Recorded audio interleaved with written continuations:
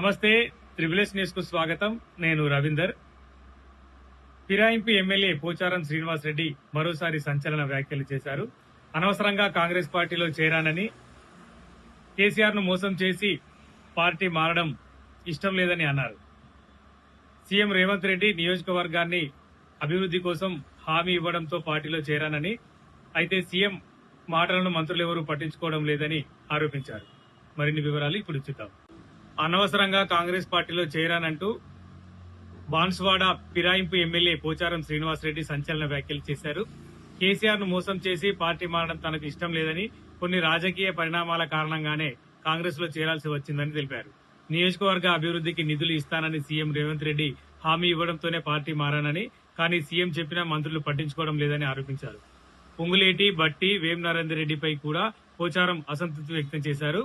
కేసీఆర్ వల్లే అభివృద్ధి జరిగిందని తానే చెబుతున్నానని, అన్నం పెట్టినోడిని మరవడం కష్టమంటూ కీలక వ్యాఖ్యలు చేశారు. రేవంత్ రెడ్డిని సూటిగా ప్రశ్నించానని, నేను నీకు అమ్ముడు పోయానా, నా ఎమ్మెల్యే పదవిని కొన్నావా అని అడిగానంటూ పోచారం చేసిన వ్యాఖ్యలు తెలంగాణ రాజకీయాల్లో చర్చనీయాంశంగా మారాయి.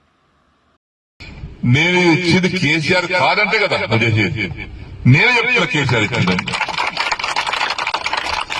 జరిగింది అని గంట పద చెప్తున్నాను.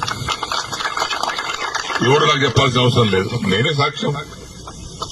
అన్నం పెట్టుకుని మరుస్తారా, కష్టం కదా. అయితే రాజకీయ పరిణామాల వల్ల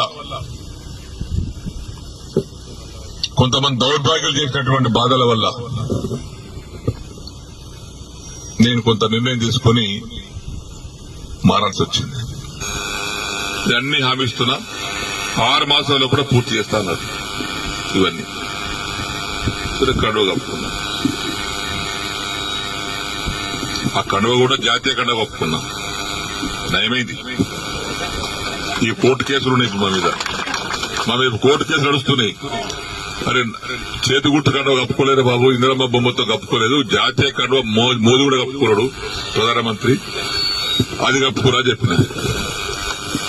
అసలు ఆ కథ వేరు లీగల్ గా. ఇప్పుడు ఈ పరిస్థితిలో మనం ఇక్కడ ఆగినాం.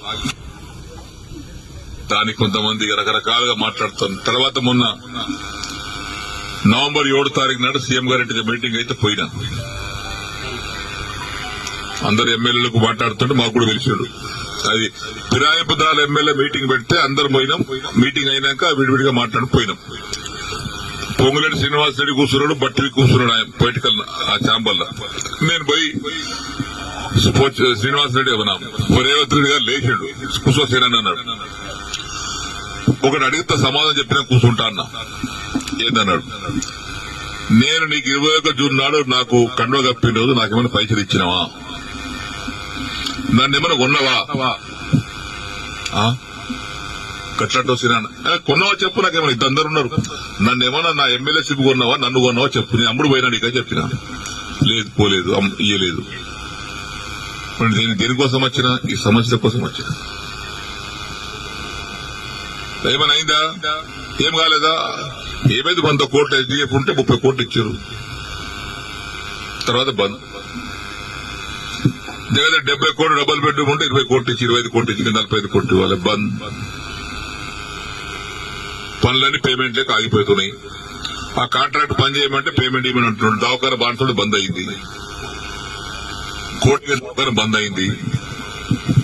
సిద్ధపరిసర వారి కాంట్రాక్ట్ 40 కోట్లు ఇవ్వాలి, వాడు బంద్ చేసిండు. మరి వీటి కోసం వచ్చినాయి కదా నేను.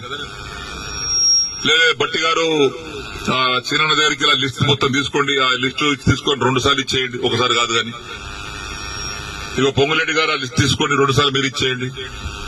ఇచ్చిన తెల్లారి ఫోన్ చేస్తే బట్టి లేబట్టాడు, పొంగులేటి లేబట్టాడు. ఏమని చెప్పుకోను నేను. మళ్ళీ అసెంబ్లీ జరుగుతుంది. జనవరి 4 తారీఖు నాడు ఆ ఛాంబర్ తీసుకుపోయి లోపల తీసుకుపోయి, మీరు చెప్పారు కానీ బట్టి ఇవ్వలేదు, పొంగులేటి ఇవ్వలేదు, నాకు రూపాయి ఇవ్వలేదు. రూపాయి ఇవ్వలేదా, ఇవ్వలేదు. వేం నరేందర్ రెడ్డి గారు బయట పిలిచాడు. ఏమన్నా సీనన్న బాధపడుతున్నాడు, అది ఇంకా పేమెంట్ కాలేదట, నువ్వన్నా మార్చిలో కూడా 3 విడతలు ఇప్పి. సరే ఆయన తీసుకుని ఆయన వెళ్ళిపోయాడు. తెల్లారి వేయం నరేంద్రని ఫోన్ చేస్తే ఆయన లేపడు. 50 సార్లు చేయించి ఒకసారి కాదు 50 సార్లు లేపడు. మళ్ళా మొన్న మార్చ్ అసెంబ్లీలో జరుగుతుంటే మళ్ళా పోయారు ఛాంబర్, మన అసెంబ్లీలో కూర్చునే సీటు డబల్ ఉంటుంది ఆయన. చెప్పిన ఏది కాలేదండి.